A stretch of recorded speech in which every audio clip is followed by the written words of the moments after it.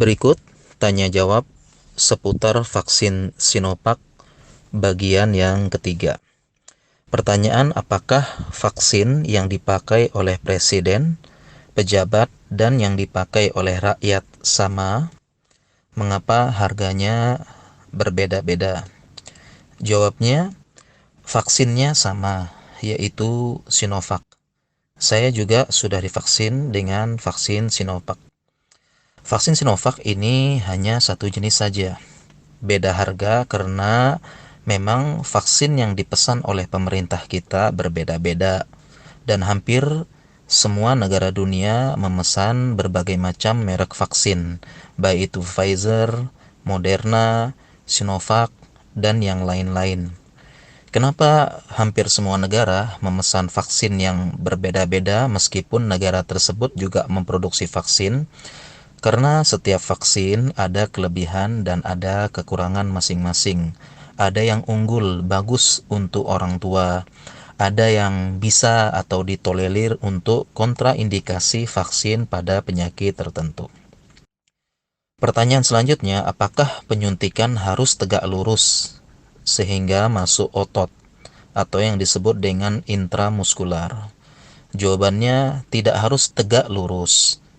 Miring juga bisa ya. Jadi terutama pada orang yang cukup kurus. Karena kalau tegak lurus dengan kulit dan lemak yang tipis bisa kena tulang dan sakit. Jadi tidak harus tegak lurus. Pertanyaan selanjutnya, kalau sudah vaksin apakah bisa kena COVID lagi? Jawabannya bisa, karena vaksin tidak menjamin 100% bisa melindungi. Sebagaimana memakai helm, ya masih bisa luka kepalanya.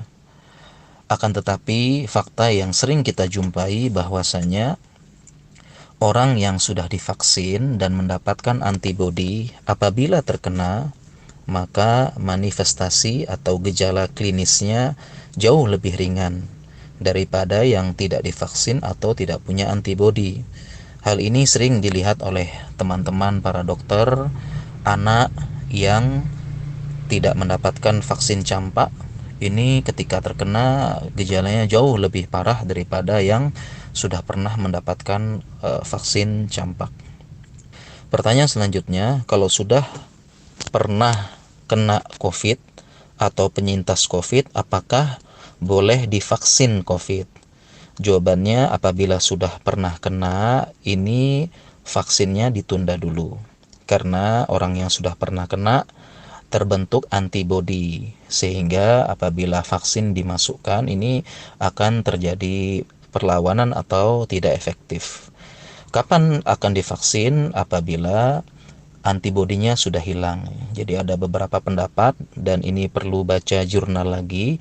Setelah 6 bulan atau lebih itu antibodi akan hilang ya. Dan pengalaman kami ada orang penyintas COVID dites rapid antibodi setelah 6 bulan lebih, ya ini rapid antibodinya tidak terdeteksi. Kemudian pertanyaan selanjutnya, bagaimana dengan orang OTG tanpa gejala? Dia tidak tahu dulu pernah COVID. Ya, jadi bagaimana nanti ya disuntiknya? Jawabannya, sebelum divaksin akan ada pemeriksaan anamnesis sebelum vaksin nanti. Jadi diperiksa ya. Saya sebelum divaksin itu melalui 3 counter ya, diperiksa data, anamnesis, kemudian diberikan 16 pertanyaan dan sebagainya, sehingga kalau belum bisa akan ditunda ya, akan ditunda atau minimal diperiksa rapid antibodinya. Jadi jangan khawatir ya. Kemudian pertanyaan selanjutnya, mengapa orang yang di atas 60 tahun tidak divaksin? Karena uji klinis di Indonesia kemarin tidak melibatkan usia di atas 60 tahun. Ini bukan berarti tidak aman ya untuk 60 tahun ini sebagai bentuk kehati-hatian para ilmuwan.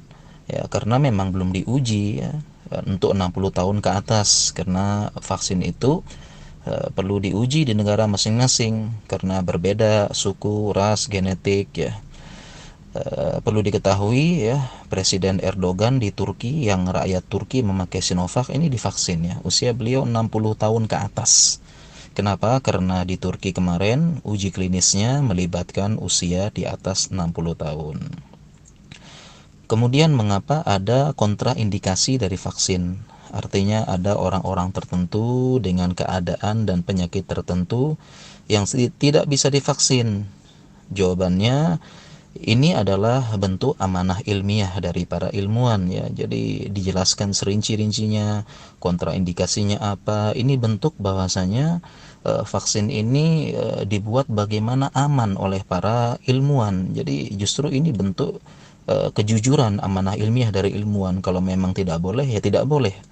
Ya, seperti itu. Dan semoga ada penelitian selanjutnya yang mengembangkan vaksin sehingga bisa untuk beberapa kontraindikasi yang sebelumnya tidak bisa dengan uji klinis lanjutan, karena vaksin akan terus berkembang dan lebih baik insya Allah dengan penelitian para ilmuwan.